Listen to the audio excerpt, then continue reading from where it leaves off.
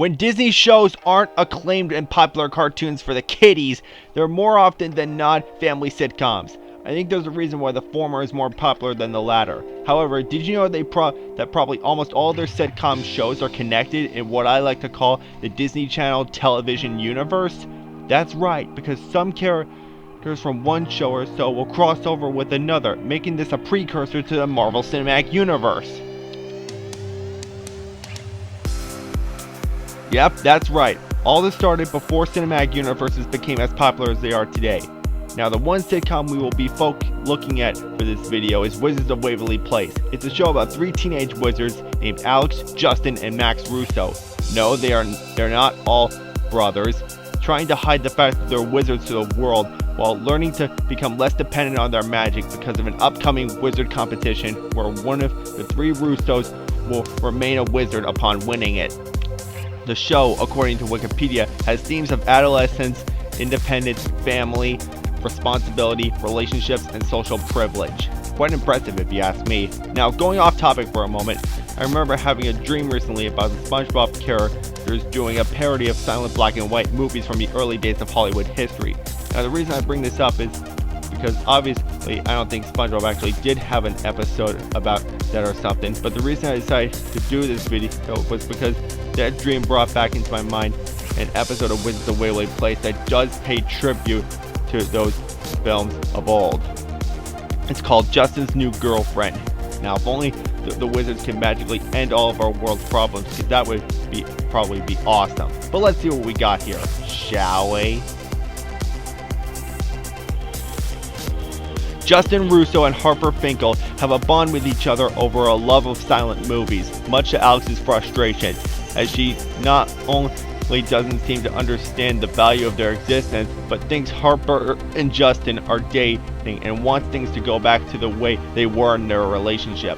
When they get mad at her, she tries to bring them back together again by trapping them in a room with a spell. Upon Justin freeing themselves, he and Harper get back at her by trapping her in her own silent film. Antics ensue until they get along with each other, and Alex goes to lie down, now tired from all that running and overacting. Meanwhile, just Jerry and Teresa wonder who has the harder job. So they decide to switch places to find out, and they come to the conclusion that both of their jobs are as hard as one another. While that's happening, Max Russo offers to help them for some money so he can be a pilot, but he quits and both parents return to their normal jobs. The end. Now, what does this have to do with the wizard competition again? Good! It's nice that Justin and Harper are bonding over something they like. I mean, I'm sure there is at least one thing that a dating couple likes equally that sparks their relationship. I also like how this episode teaches viewers not to manipulate a relationship to get your best friend back, because then you might not be a best friend after all. But it may be possible for a relationship to be put back together over forgiveness if it's earned. It also teaches how you may hate your current job, but there is a chance that the other job you're switching places with is no better than you thought. You just have to suck it up and be a man, or maybe do research on what job you think would be better for you, maybe someone you know, and try to apply for it. I don't know. And you should also learn to appreciate each other more in a relationship when they're not getting along. He even teaches not to take advantage of anyone for your own benefit, because that's selfish and you should know better. Alex makes for a good antagonist for Justin and Harper's relationship, because it's funny how she takes for granted something important, which is something else this episode teaches viewers not to do. And of course, the scene where Justin and Harper trap Alex in her own silent film as payback for her actions is the highlight of this episode. Not just because it's funny at capturing the look and feel of old silent movies, but it also never overstays its welcome and knew exactly when to stop before we got tired of it. Charlie Chaplin would have been proud.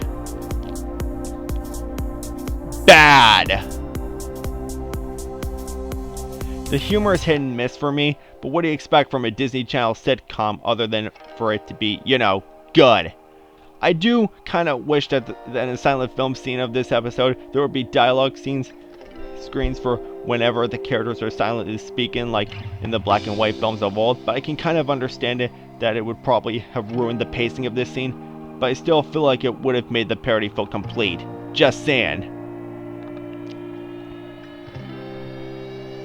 In summary, Justin's New Girlfriend is a great episode of Wizards of Waverly Place that pays tribute to the silent films of old, along with plenty of great lessons to teach in less than half an hour.